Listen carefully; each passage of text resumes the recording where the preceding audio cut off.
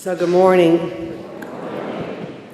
Today's story is called Google Doesn't Have All the Answers. And I'm going to tell you three little stories that are personal to me that hopefully will prove the point. I've told you all about going to my grandmother's house and being in her farm in the summer where everybody had chores. It didn't matter how old you were. So I found myself one afternoon sitting with my grandmother on the back porch, and we were shucking 3 dozen ears of corn for supper that night. And I was fascinated by the silk, and I started thinking, how do these little bumps get on the ear? Why do they call it an ear? And how do the ears get stuck on that stalk out in the field? Now, in my generation, if you had questions, there were 2 places you could go. You could go to your Encyclopedia Britannica, or you could go to your elders, because your elders seem to know a lot about a lot of things, and especially your grandparents. And so when my nanny was around, a lot of times I heard, "Go ask Nanny." So I said to Nanny, "Why do they call it an ear? Where do the bumps come from? What is this silk all about?" "Well, child," she said, "let's go to the cornfields tomorrow. I think if you touch something and you smell something and you hear something at the same time, you learn it a whole lot more." So that next morning, there we were in Nanny's cornfield. And she started off by helping me plant some corn seeds that would be stalks when I came back later that summer. And then we went over and we touched the husk, which are the outside leaves. We touched the tassels at the top. We touched the silk. And she told me how the tassels blow in the wind and the silk blows in the wind. And the reason we have so much silk is that every strand of silk is responsible for one bump, which is now called a kernel. So I learned about the pollination, and that if the pollination didn't happen, there wouldn't be a kernel. And we looked at the corn. We took the worms off the corn that might be damaging.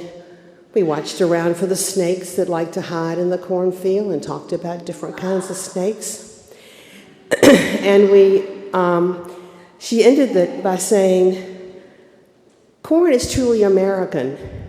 The Aztecs and the Mayan were the first to grow it, and they called it maize." Now, you all can go to Google and Google corn, but you won't have the experience of standing in your nanny's cornfield and listening to Granny Google. So then later on in the summer, we would always come back right before school and spend a little time at the farm. And one particular morning, my Uncle Dick got up pretty early, and he left breakfast pretty early. And he and his workers who worked on the farm with him went out to the barn, behind the barn. Now, after the children finished breakfast, we were sent outside to play, and there were 6 of us. 3 that belonged to my Uncle Dick, and my siblings and me. So we went outside to play, and 6 children can make a lot of ruckus. We were running and screaming and hollering and teasing each other and laughing and really having a lot of fun.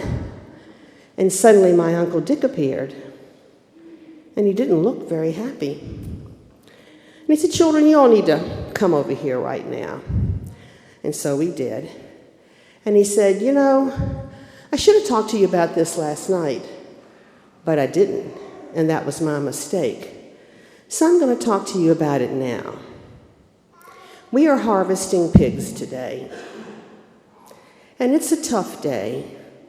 Obviously, it's really hard on the pigs. It's labor-intensive for us and hard for us.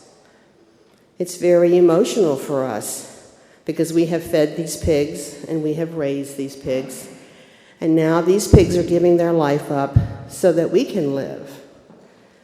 So this is not a fun day. This is not a play day. This is not a loud day. This is a sad day. These pigs are going to make it possible for us to eat in the winter. We're going to use the lard to cook with. We're going to use the fat to wash our clothes and wash ourselves. We're going to sell the skin to our neighbors who are going to use it to make leather.